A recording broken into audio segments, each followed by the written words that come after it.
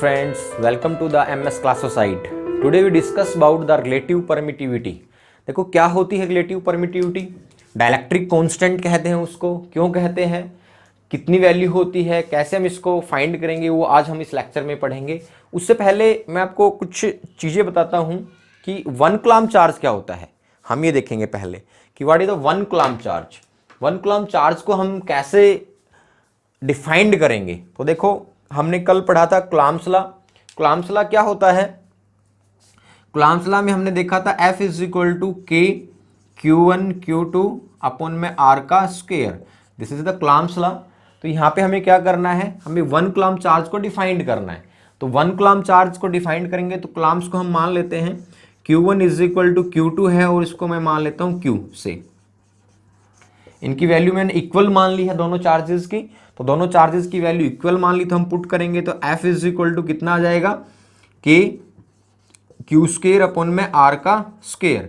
जबकि K की जो वैल्यू होती है वो होती है 1/4 पाई एप्सिलॉन नॉट, और इसकी जो वैल्यू होती है कंप्लीट, इसको लिखते हैं हम 9 इंटू 10⁻⁹। इस वैल्यू को हम यहाँ पुट करेंगे तो F इज इक्वल टू कितना आ जाएगा, 9 इंटू 10⁻⁹ क्यू स्क्वेयर अपॉन में R का स्क्वेयर। हमें एक कूलम चार्ज को डिफाइंड करना है। तो सपोज कर लेता हूं मैं कि जो दो चार्जेस हैं Q1 और Q2, इनकी वैल्यू मैंने इक्वल मान ली, इनकी डिस्टेंस में मान लेता हूं कि 1 मीटर के सेपरेशन पे रखे हैं, और दोनों जो चार्ज हैं सेम है, तो सीधी सी बात है रिपल्शन फोर्स को बियर करेंगे। वो फोर्स बियर करते हैं F is equal to 9 into 10⁻⁹। ये मैंने वैल्यू क्यों मानी है, क्योंकि यहाँ पे देखो ध्यान से, ये वैल्यू हमारे पास इस कांस्टेंट ने दी, तो इसको हमने क्या करना, रिप्लेस करना है विद द फोर्स। तो यहाँ पे डिस्टेंस 1 मीटर है, तो रिप्लेस करने के लिए इतनी वैल्यू को हमने क्या करना पड़ेगा, यहाँ पे पुट करना पड़ेगा। तो यहाँ पे क्या मान ली हमने इस वैल्यू को, F is equal to 9 into 10⁻⁹ newton. अब क्या है, अब यहाँ पे हम जैसे इसको पुट करेंगे F के अंदर, तो F इज इक्वल टू के क्यू स्क्वेयर अपॉन में R स्क्वेयर। इस फॉर्मूले में सभी वैल्यूज को क्या करो, अब पुट करो। बट निकालना क्या है हमें तो चार्ज निकालना है ना। तो चार्ज को हम क्या रखेंगे, एक तरफ रखेंगे, तो F Q square is equal to क्या आ जाएगा, F R square by k. This is, तो यहाँ पे जो F की वैल्यू है जो आपने माननी हो कितनी है, 9 इंटू 10⁻⁹, और इंटू R की वैल्यू क्या आपके पास, 1 का स्क्वेयर, और K की वैल्यू क्या होती है, 9 इंटू 10⁻⁹। अभी देखो आपके पास फाइनल आंसर किस में आ गया है, क्यू में आ गया है, तो ये इससे कैंसिल आउट हो जाएगी। तो क्यू स्क्वेयर जो आएगा वो क्या आएगा, 1 का स्क्वेयर, और इधर रूट करेंगे तो क्या आएगा, क्यू का ±1। That is the coulomb. तो ये क्या है आपके पास, वन कूलम आपने डिफाइंड कर लिया। ये डिफाइंड कैसे किया है, ये देखो डिफाइंड किया, कंडीशनली डिफाइंड हुआ हमारे पास।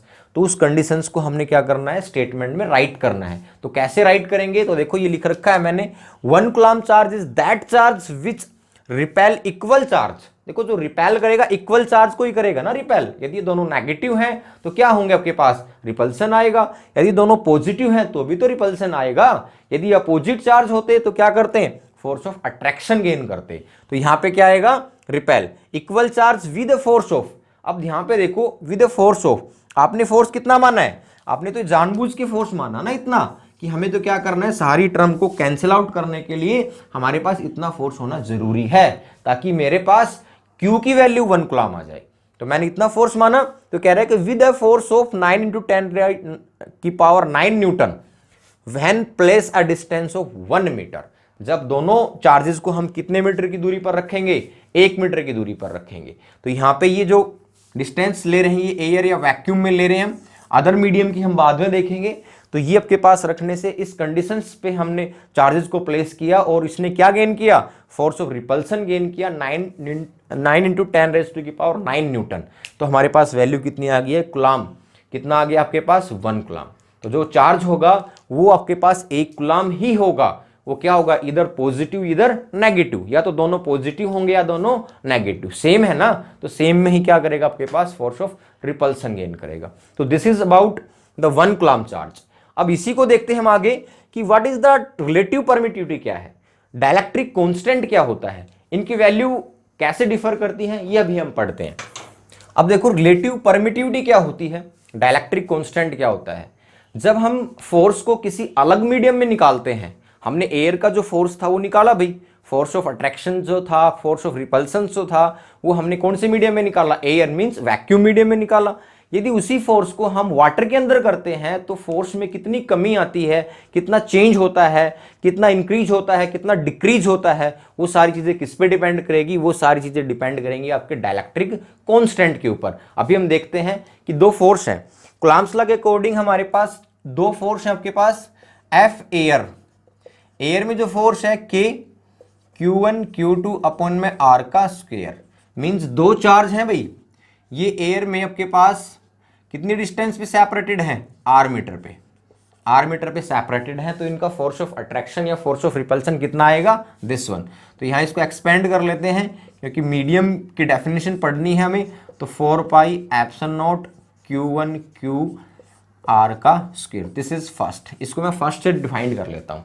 सेकंड क्या है कि अदर देन मीडियम, मतलब अदर देन एयर, यदि किसी भी मीडियम में जाते हो एयर को छोड़ के, तो फोर्स कितना होगा, तो फॉर्मूला तो यही है, बट उसको डिफाइंड कैसे करेंगे, F medium, F medium is equal to कितना आएगा, के Q1 Q2 अपॉन में R स्क्वायर, बट यहाँ पे के की जो वैल्यू होगी वो डिफर होगी 4 पाई, लाइक एप्सन ले लिया मैंने, कितने ले ली है, एप्सन।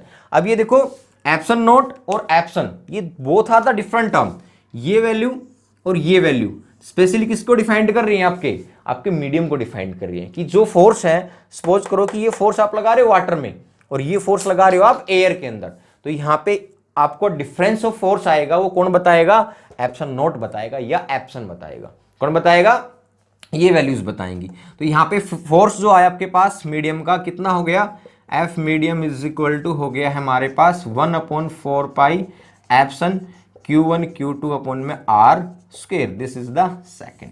अब हम करते क्या हैं, अब हम इनको डिवाइड कर लेते हैं, इक्वेशन एक को डिवाइड कर लेता हूं मैं 2 से, तो F air divided by F medium is equal to यहाँ पे 1/4 pi epsilon naught Q1 Q2 upon में R स्क्वायर, इस टर्म को डिवाइड करेंगे तो ये टर्म क्या आएगी, Q1 Q2 ऊपर जाएगा 4 पाई एप्सिलॉन R का स्क्वायर। देखो सारी टर्म आपके पास कॉमन है, Q1 Q2 से Q1 Q2 cancel, R square से R स्क्वायर, 4 पाई से 4 पाई, क्या बच गया आपके पास, आपके पास सिर्फ बच क्या गया है, एप्सिलॉन अपॉन में एप्सिलॉन नॉट, दिस टर्म, इसको क्या बोलेंगे हम, इसी को हम बोलेंगे epsilon R, this is the relative permittivity, that is called the relative permittivity. ये क्या बताएगी, ये रिलेशन बताएगी मीडियम की, this is the relative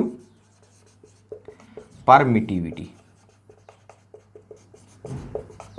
this is about relative permittivity. अब ये क्या बताएगी आपको, ये बताएगी कि जो आपके पास फोर्स है ना, जो आपने मीडियम टू मीडियम चेंज किया है, उसकी वैल्यू में कितना चेंज आया है, that is called the relative permittivity. और यहां पे हम क्या लिखेंगे इनके, जैसे कि हमने इनका फोर्स ऑफ अट्रैक्शन या रिपल्सन था, दोनों में उनका क्या किया था, हमने उनको रेशियो किया था, दिस इज कॉल्ड द के, that is called the dielectric constant, dielectric constant, इसको क्या बोलेंगे हम, डाइलेक्ट्रिक कांस्टेंट। और ये किसके बराबर आ गया, एप्सिलॉन अपॉन में epsilon not is also called के, दिस इज द के। अब एक एग्जांपल देखते हैं, सपोज करो कि ये जो काम है हम कर रहे हैं, ये कहाँ कर रहे हैं, वाटर में कर रहे हैं, तो वाटर में हम कर रहे हैं, तो इसकी वैल्यू देखो कि मान लो आपके पास एफ एयर में लगाया आपने, यहाँ पे आपके पास आ गया 1 न्यूटन फोर्स, कितना आ गया भाई, 1 न्यूटन फोर्स, सेम चार्जेस पे, सेम काम मैं करता हूं, तो मैं करता हूं वाटर के अंदर, तो वाटर के अंदर मेरे को पता है कितना फोर्स आया, 1/18 ऑफ एन, 1/80 ऑफ एन, कितना आ गया आपके पास, 1/80 न्यूटन आ गया। इसका मतलब क्या है कि ये फोर्स जो था वो 1/18 टाइम क्या हो चुका है, कम हो चुका है, 1/18 टाइम हो चुका है ना अपने एयर का। तो ये चीजें किससे डिफर की, ये चीजें किसने बताई, ये चीजें बताई आपके पास एप्सिलॉन नॉट ने या एप्सिलॉन ने। तो ये बताया कि हम कौन से मीडियम में बैठे हैं, कौन बताएगा आपको, रिलेटिव परमिटिविटी बताएगी कि एक मीडियम का फोर्स दूसरे मीडियम के फोर्स से कैसे डिफर कर रहा है, this is all about the relative permittivity. यदि मान लो हमारे पास डाइलेक्ट्रिक कांस्टेंट की वैल्यू 1 हो जाती है, के की वैल्यू क्या होगी, 1, कब होगी ये के की वैल्यू 1, ये होगी आपके पास एप्सिलॉन इज इक्वल टू किसके बराबर आ जाए, एप्सिलॉन नॉट। इसका मतलब क्या है कि दोनों जो फोर्स लग रहे हैं वो सेम मीडियम में लग रहे हैं, दोनों जो फोर्स लग रहे हैं F1 और F2 किस मीडियम में लग रहे हैं, सेम मीडियम में। इसलिए डाइलेक्ट्रिक कांस्टेंट या रिलेटिव परमिटिविटी की वैल्यू कितनी आएगी, 1 आएगी। ठीक है, तो this is all about the dielectric constant and relative permittivity. यदि ये वीडियो आपको अच्छा लगा हो तो इसे लाइक कीजिए, शेयर कीजिए और सब्सक्राइब कीजिए। Thank you.